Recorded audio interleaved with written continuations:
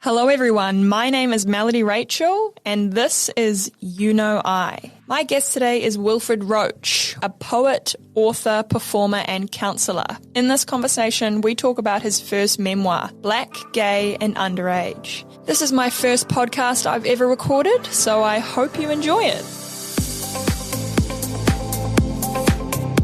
Wilfred Roach, welcome to the show. Hello Melody. I brought you here today to talk about your book, Black, Gay and Underage. So you were born in Trinidad, you moved to London with your parents. What was that experience like growing up? Well, I came to London in the early 60s, 1960s. I was a baby. So I made my first journey when I was 5.5 months old and arrived in the UK on the very day that Trinidad became independent. So it's quite topical given, the passing of the Queen, because I was a colonial subject when I left Trinidad. And when I arrived, it was interesting that switch over at such a very, very early age, the very start of my life. And then we were living in Ladbroke Grove. That was the first place we lived in. And I didn't realise actually we were there for 2 years. And then we moved in with my dad's older sister in Kilburn. And we were there until 1970. And then, funnily enough, just talking to the Uber driver because we moved to Wembley, and he'd never been into Wembley Stadium. So it's a funny, interesting coincidence, synchronicity. Coming here, because I'd been in there once before they knocked it down and built the current one, and they had one final event with Nelson Mandela in 1991 or 2. In your book, you talk about learning about cultural and sexual diversity. Diversity, that to me reads as a point of difference. When, if you did you realise you were different? Well, I tell a story, it's in an anthology, I forget what. Yeah, it's quite cute. It was a game of, I was about 6, I think, 5 or 6. No, I was older than 5. 6, I was definitely at school. And for some strange reason, the little girls always seemed to like me. And we had this game called Kiss Chase. Right, yeah. And this, I don't remember her name. I just remember that she was very insistent that we were going to play Kiss Chase. And I was very, very, very, very quiet. I hardly said boo to a goose, as we used to call it. And I was like, no, I don't really want to do this, but she really wants to do it, so I better do it. Gave into the peer pressure at 6 years old. I was giving into it, not now. There's none of that nonsense. And so, yeah, we played Kiss Chase, and she said, well, if you lose, you've got to kiss me. And I thought, I don't know about that. Anyway, I didn't say anything. And was looking all around. It's quite a cute story, actually. I was looking all around, for an escape, and didn't happen. And she found me, and she said, you got to kiss me now. And I went, oh, okay. And I did it. And in the moment that I did it, the thought came to me that I like boys. I don't like girls. I like boys. And I was, about 6. That was my first kiss, and that was when I realised it came to me that I like boys. It was just like a voice apart from me just saying, I like boys. And you mentioned in your book you left that alone until you were about 20 years old. Yeah, when I was in my sort of teens, I had crushes on boys when I had a very difficult not childhood, but difficult schooling in London. And didn't really know what was going on. It was only, in subsequent decades that I realised it was racism. And I had to sort of prioritise what was important to me. It wasn't something I could talk to my parents about. I felt that, and I was the oldest of 3 boys. So I had a lot of responsibility at home. And saw what my parents were going through. They were lovely parents, actually, but they were very grounded. Dad was tough. Mum was tough in her own way, but, they sort of did a relay between them. So when there were the big decisions, or the school wanted to do something crazy, like send me to an educationally subnormal school, Dad was the one that went along to the headmistress and said, that isn't happening. And he sort of laid out, and I haven't changed, he laid out the strategy and how he was going to dress and everything. I didn't know what he was doing. Well, in the book, he framed it as, it's not my son that can't learn, it's your teachers that can't teach. Which was a huge thing in the 1970s. I mean, it's a huge thing still. Well, tell me more about that, because that fascinates me, that he sort of came to your defence in that way. Yeah. I mean, it was mixed feelings, really. On the one, because Mum was sort of with the one-to-one, would do the one-to-ones with the teachers, because, so there was a teacher called Mrs. Pack, and I've still got because I've got my parents' archive, if you like, when they passed. So I've got all these letters and things. And there was a letter from Mrs. Pack saying, who was a lovely, lovely teacher, and saying, oh, Wilfred is a lovely boy, and, he's very intelligent, and don't worry, I know you worry about him, in terms of my maths and stuff, but he'll be fine. And you can come in and see me anytime. There's big blue handwriting from this teacher. And Dad would be the one to sort of be the big picture. And he would talk about his experiences at work, the first job he ever had in the UK, in London, which his brother-in-law, got him into, because in those days that's how it worked. A lot of it was word of mouth. And he told me, he said, my first day at work, I was handed a broom. And I said, handed a broom, because my father was studying law at night school, and, I had all these law books, and could talk about politics, international politics, you name it. And I was like, broom? He said, yeah.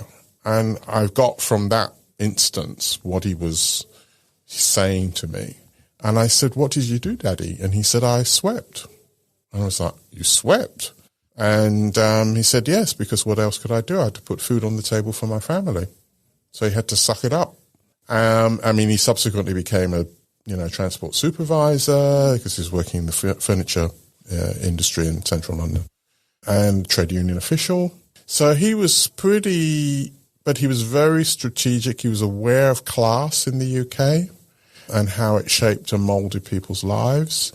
And when he did that, went into the school when the letter came to say that they wanted to send me to an educationally subnormal school, which I was terrified, and all the kids knew what happened. The bus would pick you up and take you to this school, and that would be the end of you. He said, that's not happening. And he said, I put on the form that I'm a porter. Porter? Okay. You don't need much of, anything to do portering in that sense. It's pretty low in terms of status. He was doing something else at that time. Well, he was studying law. Right. But he said, I'm not putting that on the form. And that's when I understood that if he put that on the form, what he was saying is they'd see me, they would know that I was intelligent, and so they would come in another way. So he was sort of lulling them into a sort of false sense of security, because portering is a working class job. It's manual. You don't need a brain. You need to understand how to take something from A to B. But are you saying he said that to reinforce the stereotype of a black man? Yeah. Yeah. And so, when we had that confrontation in the headmistress's, Mrs. Barnwell, headmistress's office, it was a mixture of, I guess now, of pride. Yeah. And I felt looked after. I felt safe. But it's in the book where at the end of it, I'm thinking, I'm going to be for it now. They're going to find any which way.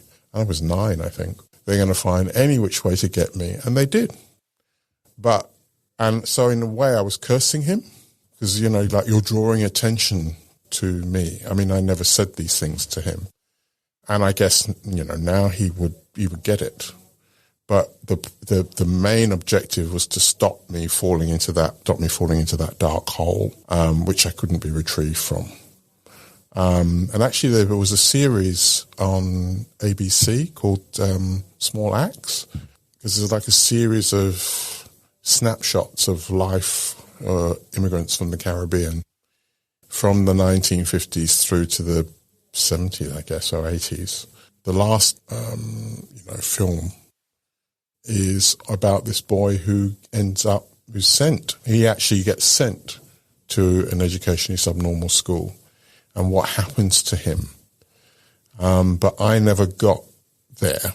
I don't know if it's on ABC iView, but it was horrific. I mean, he was telling his mother, I'm not getting an education. Kids just do what they like. And teachers, at that time, not that I knew the distinction, teachers didn't necessarily need to have teaching degrees. So they could come in. There were a lot of people. I mean, I learned that subsequently when I went into local government. There were people there who had the experience, but not the academic qualifications. Yeah. And over a period of time, they professionalised teaching, they professionalised nursing, they professionalised. So now it's about degrees, but then it wasn't. So these were basically, they did their own thing. If you went there dumb, you came out even dumber. You know, I had a lucky escape until I got to secondary school, and then I really copped it. But I mean, my father was once he said to me, he said, you know, we can't, I was 13, I was telling him something. I was for the first and last time, I didn't tell him again. And something happened in school where, you know, I think the black boys were picked on or something. And he said, we, mum and dad, so that was the cut-off when I got to secondary school.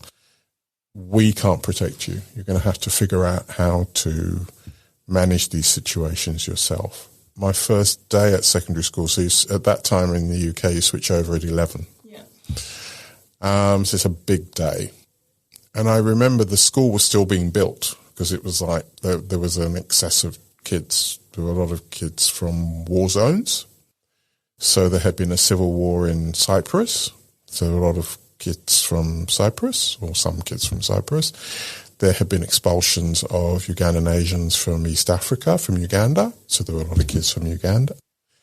So it was a really interesting time. So now you would say my school was more of a multiracial school, which was not the norm.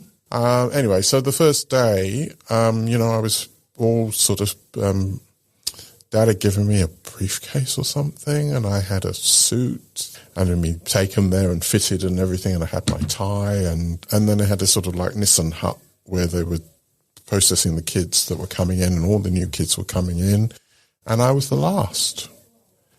And it dawned on me what was going to happen next. I think it's a bit like that thing. It's a bit like, you know, you're going to die, and you know you're going to die, but you don't know how. And that's the feeling of dread that came over me. And I walked behind. He was a very tall Mr. Letizier. And I remember walking the same way I would walk with my parents, with my father. You always walk behind. You never walk in front. You never walk at the side. You're a child. And it's a very hierarchical, you know, it's discipline, I guess, from another time. It served me well, but at the time I was sort of like really angry and irritated and whatever, but I couldn't say anything about that. And yeah, it was like a death march.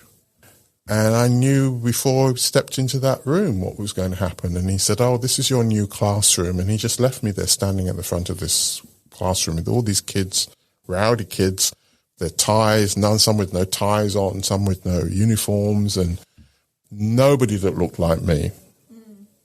Maybe there were one or two black boys. I don't know. Yeah. And the teacher said, oh, take a seat. Not even know what's your name or anything like that. Take a seat. And I sat at the back. And there was this boy sitting next to me. I mean, I love kids because they just say it as it is. As adults, we seem to forget what the story's all about, what we're here for. And he just looked at me and I started to cry. And he said, what are you doing here? And that was the first honest thing anybody had asked me. And I said, I really don't know. I really didn't know what I was doing there.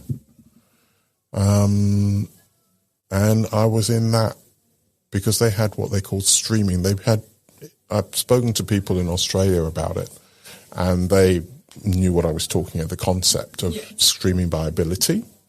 And I was in the lowest stream, which was the R stream, and then there were two other streams above that, which was based on intelligence, so-called intelligence tests.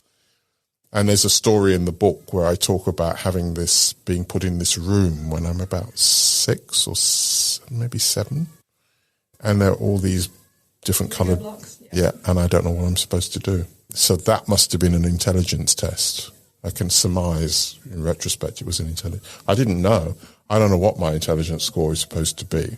But it's ironic that all those years I never knew what I was being judged on because it was a load of old baloney anyway. Intelligence tests are nonsense. They're not scientific, and some were made up. You know, but what can you do? So I was in that stream for 2 years. You were in the lowest stream of... I was in the lowest stream, striving to get out, striving to survive. So you'd asked me earlier about identity. And I just once I got out of that stream, I got out of that stream when I was 14, I think, 13, 14, just in the nick of time. Because then you get to do your O-levels, because then you're either on the stream to go into the world of work or to go to university. And I had a conversation with myself, as I've periodically done over the years, and I recommend it to anybody. Have an honest conversation with yourself. What do I need to do in this situation? And I prioritised that, we didn't call it identity then, but being gay, you know, men was not a priority. There were plenty of examples around me of, you know, heterosexual behaviour. Boys chasing after girls and all this sort of thing, going down by the riverbank. And I was like, what?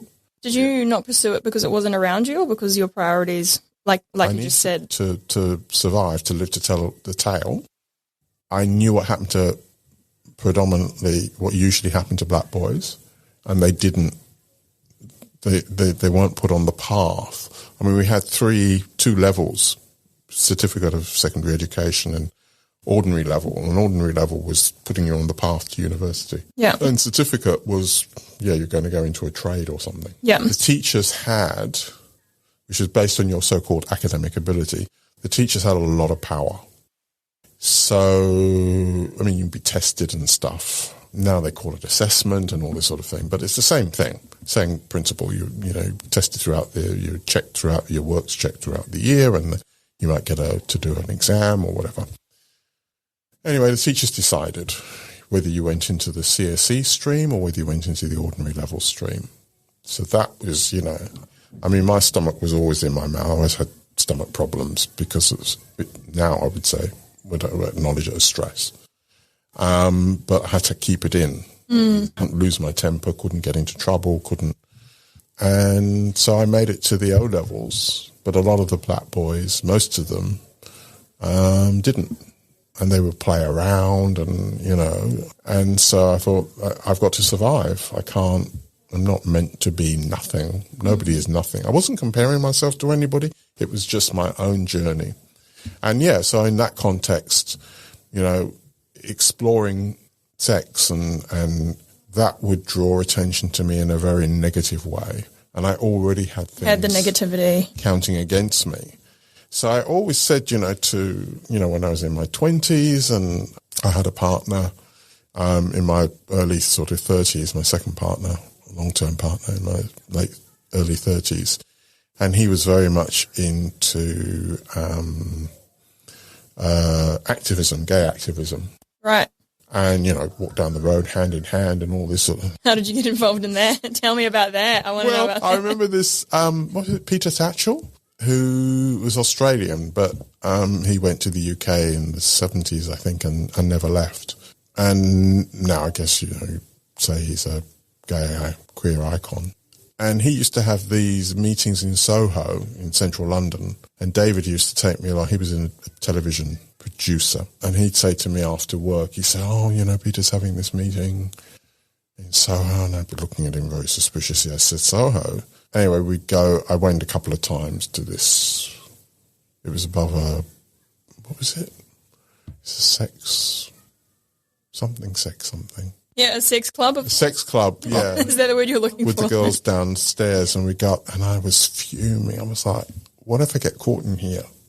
I was working in local government. I was a principal officer in local government. By that time, it was 1995, 6.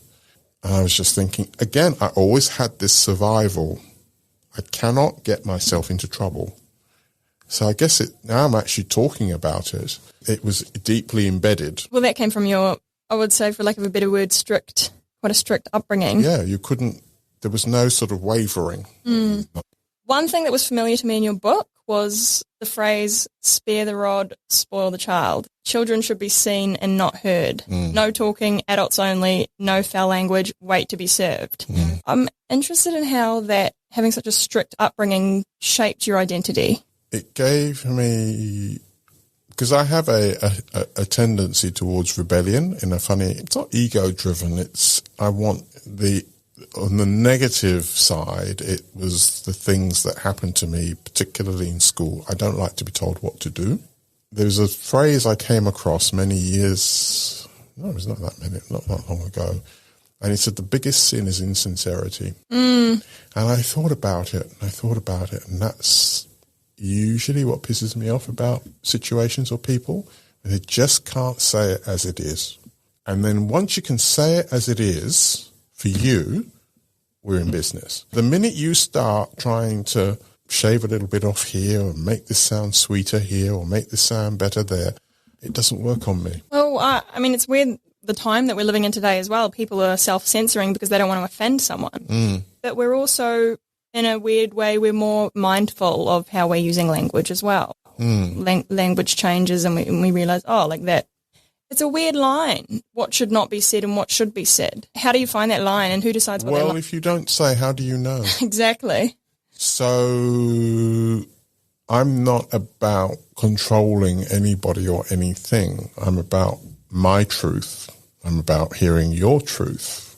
That's why writing is the ultimate thing in terms of, it's not the thing, but you know, if you want to take those sort of mental chains that a lot of us have, the shoulds and can'ts and maybes, and feel comfortable to be yourself, grow into yourself, that's the greatest freedom. But it takes work. Say what you mean, have the courage. And that comes back to childhood, you know. You know, my parents were born in the 1930s, their parents were born in the 19th century.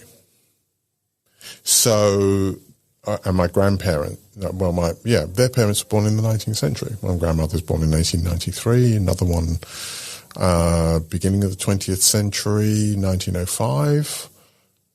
Just can't imagine what the world, you didn't have electricity. I mean, it was a colony. Yeah. You didn't have electricity. You had we call the flambeau, which is the wick with the greased wick, and then you'd light it and put the thing over it, the glass over it. We used to have those when we had power cuts in London in the early 70s when there was a lot of industrial strife.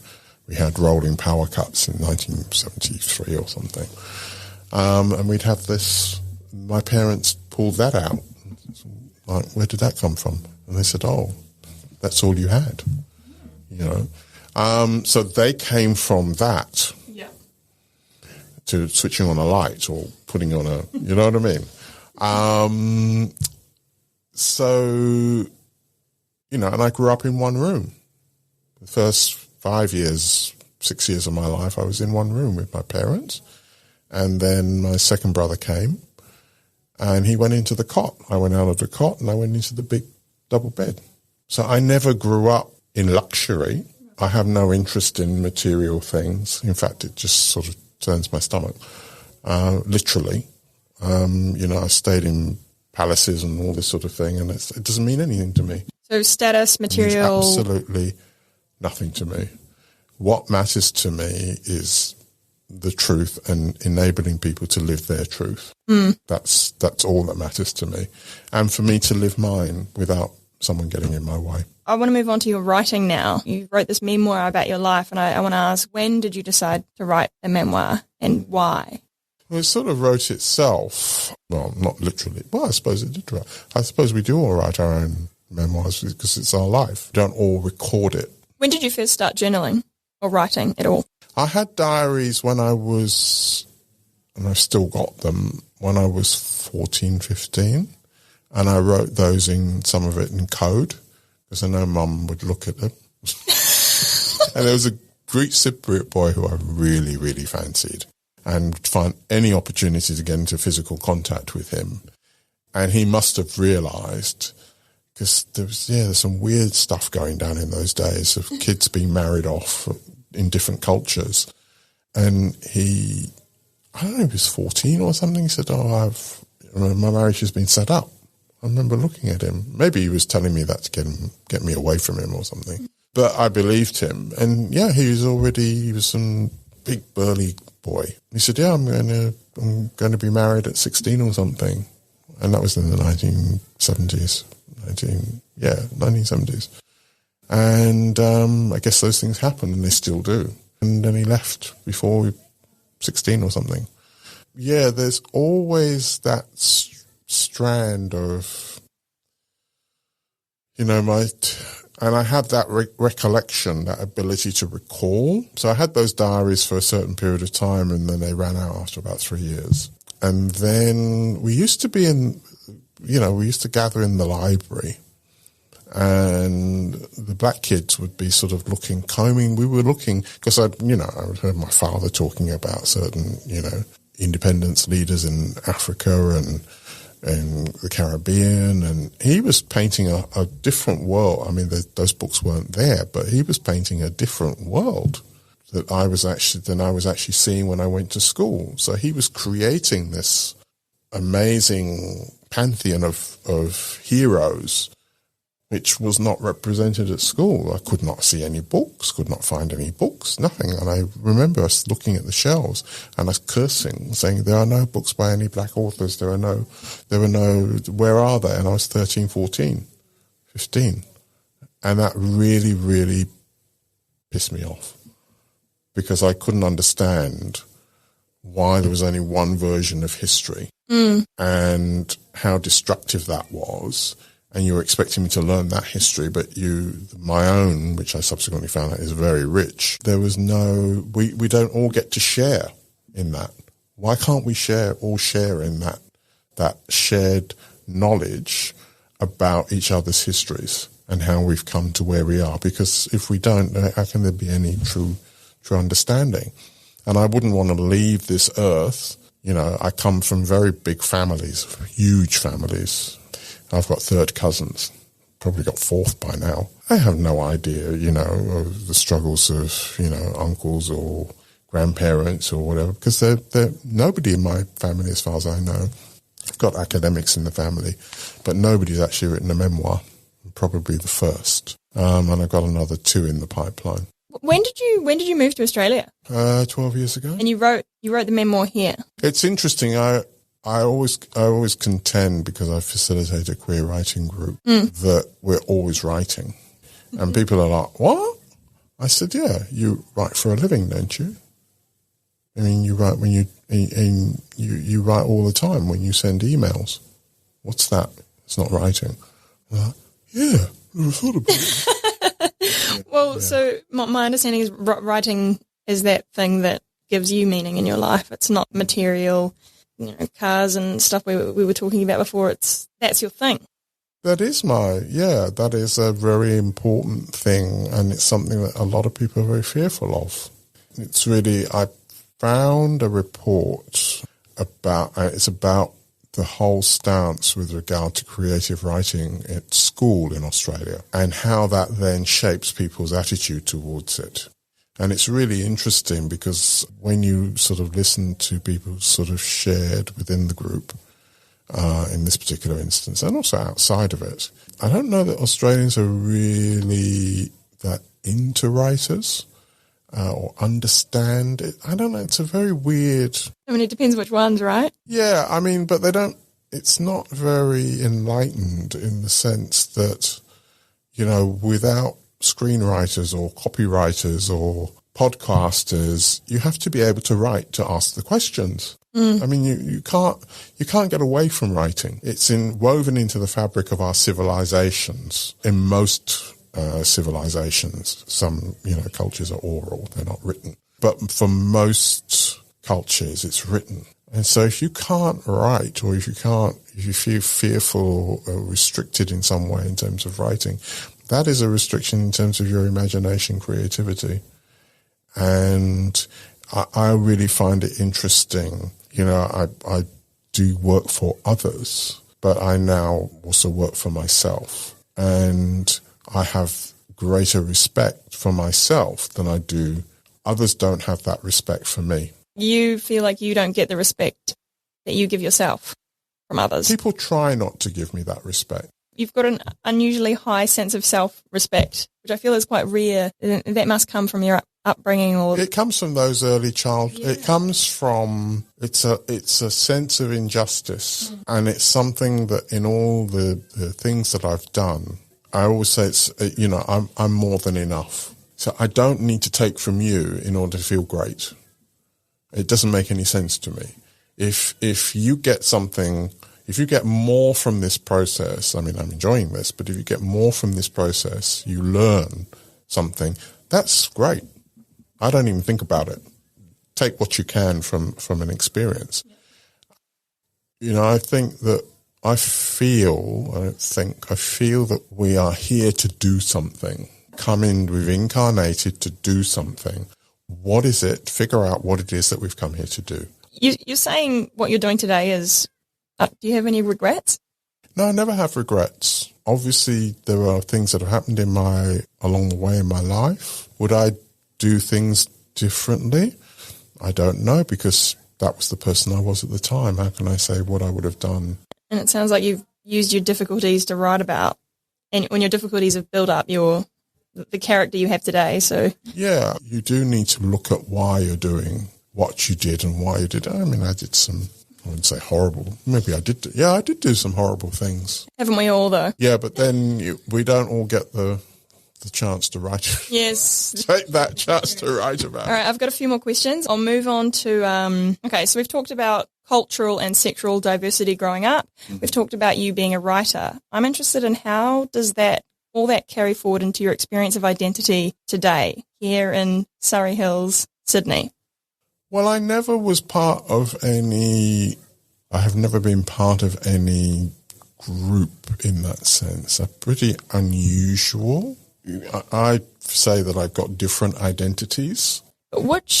Identity feels like the thing of 2022. Identity. I suppose what I'm getting at is I'm interested, you've written a book, Black, Gay, Underage. How do you see yourself in those identities? Well, obviously not underage, but today? I think enriched, really. They all complement each other. They always did, but they didn't seem at the time to do so. And maybe the young bit is the clue that you grow into the things that you like and you'd like to be or you'd like to do. You identify, you find the people that you can collaborate with and you can enjoy. How do you find those people? What are we connected? Common interests? I think I think maybe it is a sense of courage. You just step into, I'm often in spaces where I'm the only person of colour. How does that feel different today here in Sydney than when it did when you were younger? I don't know that there is, I've had sort of explicit experiences of racism, which I just find quite ridiculous. People look at me but it's a certain look. I remember before I came to Australia, telling my friends I was going to come to Australia, friends of colour, and they were like, "Are you mad?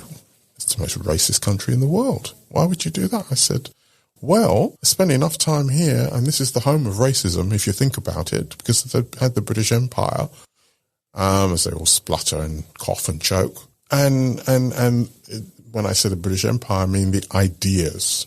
Yes, some people weren't and some people were.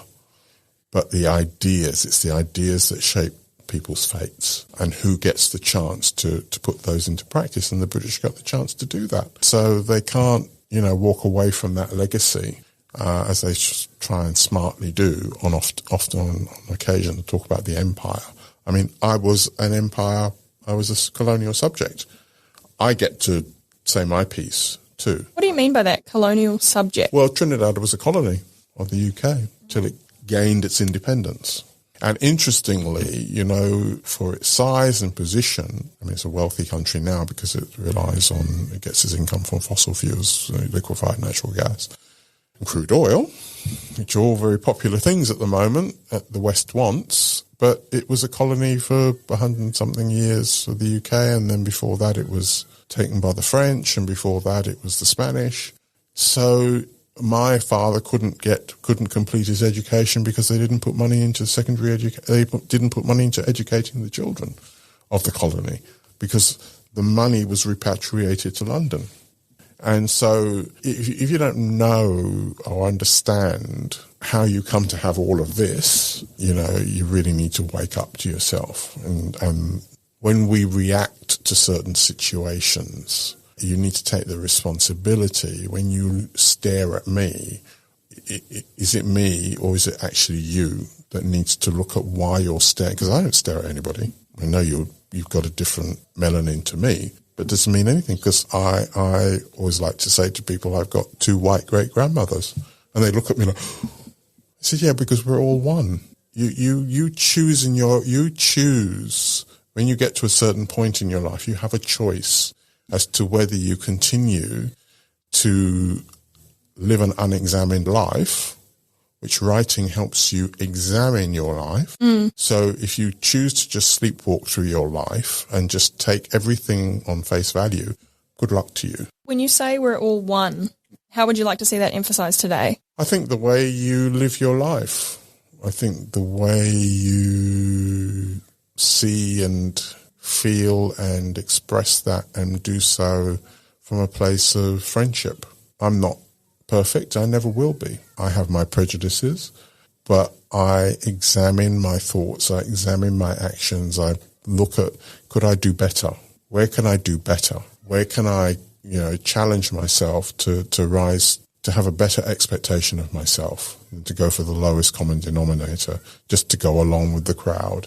And again, I think that, that comes from my upbringing. My father saying to me, I had some difficulty with French homework or something, and I never asked. I said to him, Daddy, I can't do this.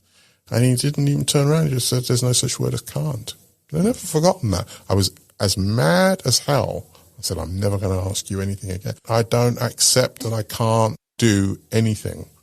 I choose not to do something. And lastly, how could young people who perhaps haven't had your upbringing today adopt that mentality? Because I don't see that often enough. I think, step out of your own shadow and choose one thing that on the face of it frightens you, scares you. And I guess it's that thing, challenging yourself, putting one foot in front of the other, having those conversations with yourself, being honest with yourself, and then maybe find somebody who you can express it, verbalize it, and then have the courage to act, because it's all well and good verbalizing, but have the courage and then take it from there.